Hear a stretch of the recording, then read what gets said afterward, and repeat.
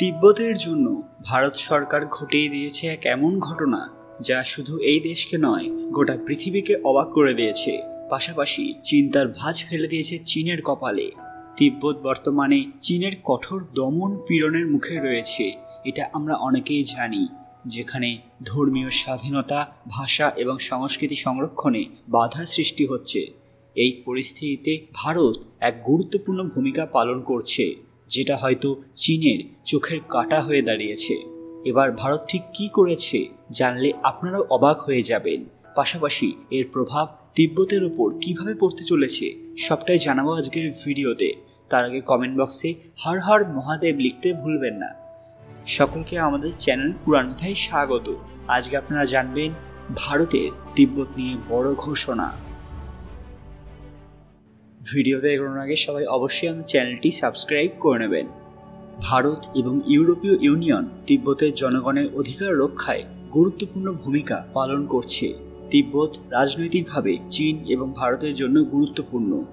চীনের জন্য তিব্বত একটি সুরক্ষা বাফার জোন। এখান থেকে ভারতের সীমান্ত পর্যন্ত নজরদারি করা সহজ এবং রাজনৈতিকভাবে এটা চীনের এক চীন নীতি রক্ষার প্রতীক।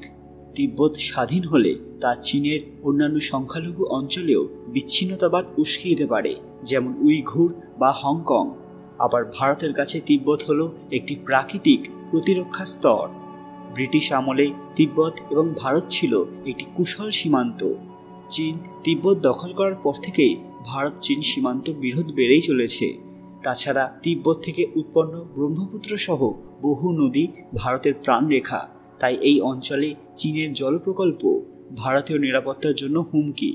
ভারত তিব্বতের শরণার্থীদের জন্য শিক্ষা প্রদানে অগ্রণী ভূমিকা পালন করছে। 1960 সালে প্রতিষ্ঠিত সেন্ট্রাল টিবেটান অ্যাডমিনিস্ট্রেশনের শিক্ষা বিভাগ ভারতের বিভিন্ন স্থানে তিব্বতী শিশুদের জন্য স্কুল পরিচালনা করছে। এই স্কুলগুলোতে আধুনিক শিক্ষার পাশাপাশি তিব্বতী ভাষা এবং সংস্কৃতি সংরক্ষণের উপর জোর দেওয়া হয়। সম্প্রতি ভারত হিমালয় অঞ্চলের বৌদ্ধ মঠগুলিতে একটি মানসম্মত পাঠ্যক্রম চালু করার পরিকল্পনা করেছে, যা ভারতীয় ইতিহাস, বিজ্ঞান, গণিত এবং ভাষা শিক্ষার পাশাপাশি তিব্বতী ঐতিহ্যকেও অন্তর্ভুক্ত করবে। ভাবতে পারছেন যে ভারত কত বড় সিদ্ধান্ত নিয়েছে, আর এটা ভবিষ্যতে কত বড় প্রভাব ফেলবে। অন্যদিকে ইউরোপীয় ইউনিয়ন তিব্বতের মানবাধিকার পরিস্থিতি নিয়ে উদ্বেগ প্রকাশ করেছে। এই বছর 28টি ইউরোপীয় দেশ জাতিসংঘের মানবাধিকার পরিষদের 58তম অধিবেশনে যৌথ বিবৃতি দিয়ে চীনের প্রতি তিব্বতের মানবাধিকার লঙ্ঘন বন্ধ করার আহ্বান জানিয়েছে। তারা তিব্বতে ধর্মীয় নেতাদের নির্বাচন প্রক্রিয়ায় চীনের হস্তক্ষেপ এবং তিব্বতী সংস্কৃতির ওপর চাপের বিরুদ্ধে অবস্থান নিয়েছে। এই প্রেক্ষাপটে ভারত এবং ইইউ এর উদ্যোগ তিব্বতের জনগণের জন্য একটি আশার আলো। তারা শিক্ষা এবং কূটনৈতিক প্রচেষ্টার মাধ্যমে তিব্বতের সাংস্কৃতিক এবং মানবাধিকার সংরক্ষণে গুরুত্বপূর্ণ ভূমিকা পালন করছে। তবে চীনের সঙ্গে সম্পর্কের জটিলতা এবং তিব্বতের অভ্যন্তরীণ পরিস্থিতির কারণে এই প্রচেষ্টাগুলো সফল করতে আরও আন্তর্জাতিক সমর্থন এবং সচেতনতা বৃদ্ধি প্রয়োজন। তিব্বত ইস্যুতে ভারতের প্রধানমন্ত্রী নরেন্দ্র মোদী এক বড় পদক্ষেপ নিতে চলেছেন। তিনি শুধু মানবিক নয়, বরং কৌশলগত, ভূ রাজনৈতিক এবং সাংস্কৃতিকভাবে জটিল এবং সুপরিকল্পিত এক উদ্যোগ নেবেন। মানবিক এবং সাংস্কৃতিক দিক থেকে ভারত সরকার তিব্বতের বাস্তুচ্যুত জনগণ এবং ধর্মীয় স্বাধীনতা রক্ষাকে গুরুত্ব দিচ্ছে। ভারত বহু দশক ধরেই দলাই লামাকে আশ্রয় দিয়ে এসেছে এবং তার নেতৃত্বে থাকা সেন্ট্রাল টিবেটান অ্যাডমিনিস্ট্রেশন অর্থাৎ সিটিএ ভারতেই কাজ করে। প্রধানমন্ত্রী মোদী এখন চেয়েছেন যে এই সম্পর্ককে আরও সুসংহত করতে, যাতে ভারতের মধ্যে দিয়ে তিব্বতে ধর্মীয় এবং সাংস্কৃতিক ঐতিহ্য টিকে থাকে এবং একে আন্তর্জাতিক প্ল্যাটফর্মে তুলে ধরা যায়। এছাড়া ভূ রাজনৈতিক দৃষ্টিভঙ্গি থেকে এটা চীনের বিরুদ্ধে একটি নরম কিন্তু কার্যকর কৌশল। তিব্বতের জনগণ এবং সংস্কৃতির প্রতি ভারতের সমর্থন দেখিয়ে প্রধানমন্ত্রী চীনের আগ্রাসী নীতির বিরুদ্ধে এক ধরনের স্ট্র্যাটেজিক ব্যালেন্স তৈরি করতে চাইছেন। ভারতের হিমালয় অঞ্চলের বৌদ্ধ মঠগুলিতে মানসম্মত পাঠ্যক্রম চালু করা তারই অংশ, যেখানে তিব্বতী ঐতিহ্যের পাশাপাশি ভারতীয় ঐতিহাসিক বুদ্ধিবৃত্তিক ভিত্তিকেও জোর দেওয়া হচ্ছে। এছাড়াও আন্তর্জাতিক সহযোগিতা গড়ে তোলা ভারত সরকারের মূল লক্ষ্য।